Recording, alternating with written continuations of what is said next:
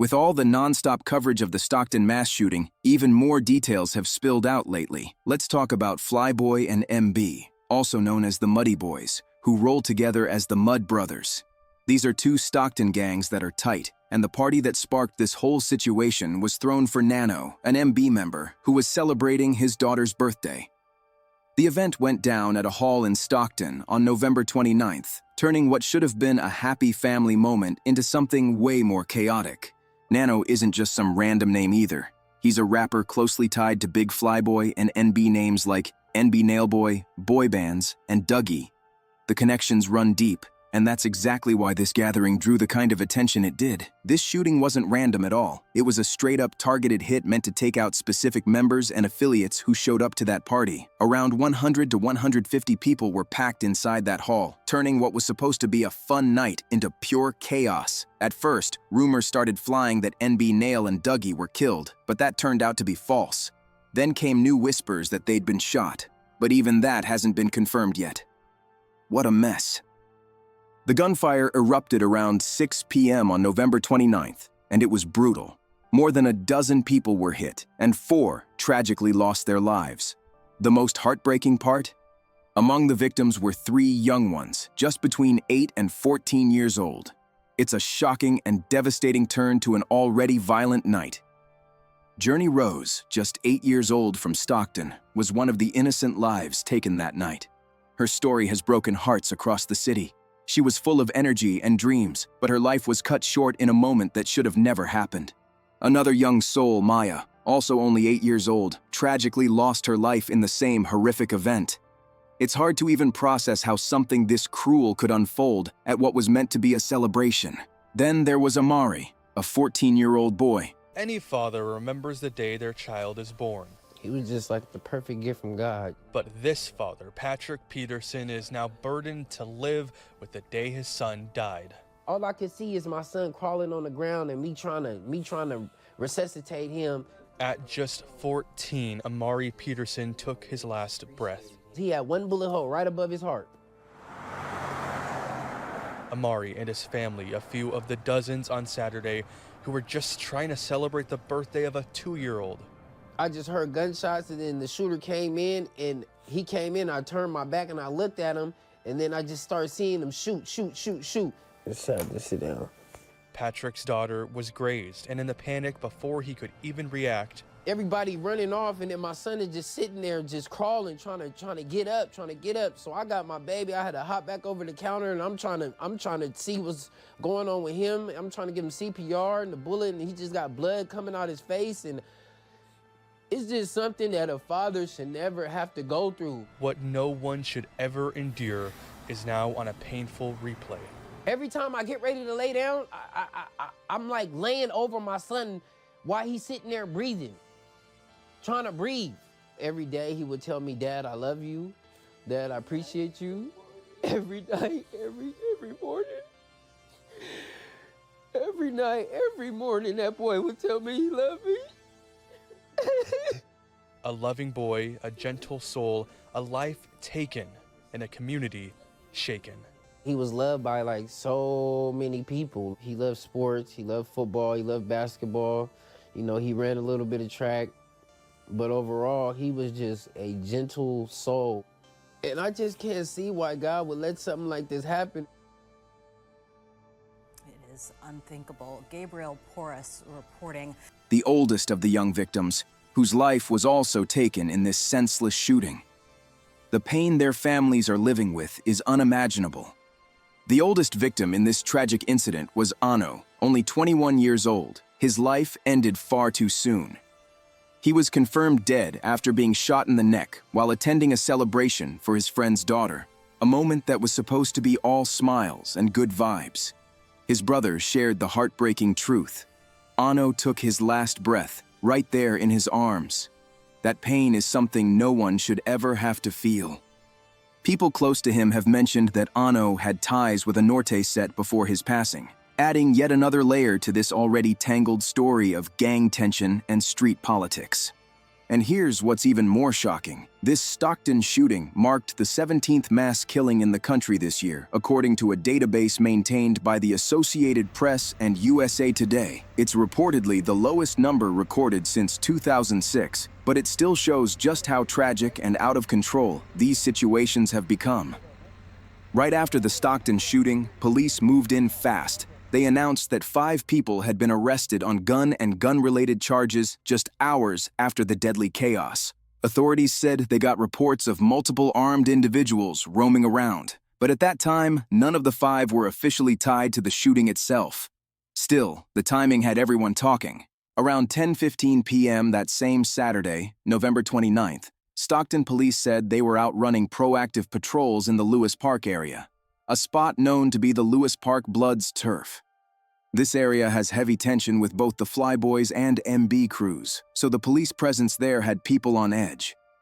Officers responded to reports of several armed individuals along the 2800 block of Pixie Drive, and when they arrived, things got serious fast. They ended up arresting 5 suspects, their ages ranging from 16 to 32, all hit with charges tied to conspiracy, weapons violations, and gang activity. Even with all that, investigators still couldn't confirm whether any of them were linked to the mass shooting earlier that evening. The city was buzzing with rumors, and people were desperate for answers. Then came another twist. Not long after the shooting, both Dougie and Nano were arrested for parole violations. It might have been something as simple as being around other known gang members at that party, but the timing made it all feel connected. Dougie would later speak out about everything in an interview from behind bars, and what he had to say got a lot of attention. The party that ended in tragedy was thrown by Nano and his partner, Tracy. And this is where things get really complicated. Tracy isn't just Nano's baby mama, she's also Dougie's sister and has kids with 3 different men, all connected to the same gang. Nano was her 3rd baby daddy, which only made the ties between everyone even messier. After the shooting, a lot of people started pointing fingers at Nano and Tracy, saying the violence came from the kind of energy they put out. Many claimed it was karma, since the event had so many active gang members in attendance, putting a lot of innocent people, including families and kids, right in the line of danger. It's a harsh accusation, but it shows how deep emotions are running in Stockton right now. Nano had a reputation for being bold in his music, always throwing disrespect toward rivals in his lyrics, and that might have drawn some serious heat his way. As for Tracy, she's deeply tied into the street life herself, connected through her brother, her baby fathers, and even her family. She's even got "Choked Biddy" tattooed on her neck in memory of her late baby daddy, showing just how close she's always been to that lifestyle. But despite all the talk, the people behind the shooting still haven't been caught or even identified. The FBI has put up a $50,000 reward for any solid leads, and the city of Stockton added another $25,000. That's $75,000 total on the line for anyone who helps find the shooter. With that kind of money on the table, it feels like it's only a matter of time before someone talks. As the investigation drags on, Stockton is still on edge. Everyone's talking, but no one's really saying much. Streets are buzzing with rumors, and social media is lit up with people trying to piece together what really went down that night. Some say it was a setup, others believe it was revenge for something deeper that happened months back. Either way, trust is gone, and fear has taken over. Trying to console the families of those killed at a child's birthday party. Tonight, still no arrests in the case, and as KTVU's Jana Katsuyama reports, community members say that's making people feel worried. Stockton's youngest residents are feeling the pain of this mass shooting. We put the flowers right there and chopped them off because we love the kids so much, and one adult died too. That breaks my heart so sad. The fatal attack at a 2-year-old's birthday party Saturday, November 29th, has left 3 children and a young adult dead and more injured. Now, another victim has been identified. The toddler's 8-year-old cousin, Journey Rose Guerrero, her smiling face posted on a fundraising site by her mother, Jacqueline. The girl was a 3rd grader at Commodore Stockton Skills School. We found out because her mother is part of the SUSD family. She's a teacher with our school district. The Stockton Unified School District says they've had grief counselors on site. Heartbreaking for all the schools, especially Journey Rose's classmates and teacher. When she told this 3rd grade classroom that their friend was killed, that that she was crying and that some children just started crying and that others in the classroom went and put their arms around each other. School district officials say the other 8-year-old killed, Maya Lupian, was a district student last year. The San Joaquin County Sheriff's Office is still looking for the shooter who opened fire on the party. The uncle of the 2-year-old was there and taken into custody for parole violations, but is not considered a suspect. He described the chaos. And like all the kids just fall, like the little girl fall and the little boy fall because they were right next to me. At the site, the Stockton police chaplain and community members gathered Wednesday to pray for those girls and the other victims, 14-year-old Amari Peterson and 21-year-old Susano Archuleta. It's hard for people, that's losing their kids right now, so this came just to pay our respects. Very traumatic, especially the fact that there's children, children weren't involved in any kind of nonsense that brought this on themselves. And so it's frightening for parents. It makes people angry. Congressman Josh Harder, addressing the shooting in Congress Wednesday, is calling for more federal resources to help support local investigators. Clearly, this was a targeted act. And so we're going to need a much deeper community-wide focus on prevention to stop this kind of violence into the future. And that's going to require some federal aid. We're going to need more investigation resources, more bodies on the street, and ultimately we're going to need to break up these gangs. The San Joaquin County Sheriff's Office is taking the lead in this investigation. So far, there have been no arrests, and many people in the community say they are worried about public safety. They hope that investigators can identify some suspects soon. Reporting from Stockton, Jana Katsuyama, KTVU, Fox 2 News. Detectives are working around the clock, digging into every possible connection between the Flyboys, MB, and their rivals. Surveillance footage, phone records, and witness statements are all under review. But no solid answers have surfaced yet. It's like the whole city's holding its breath, waiting for the next move. Meanwhile, family members of the victims are demanding justice, begging for anyone with information to step forward. Candlelight vigils have been held across Stockton, people showing love, grief, and anger all at once. The pain runs deep because this wasn't just another shooting. It was something that tore through the community in a way that won't be forgotten. And in the middle of all that, the music scene's getting tense too. Some local rappers are dropping tracks hinting at what they know, while others are calling for peace before more lives are lost. It's wild seeing the city split between revenge and healing.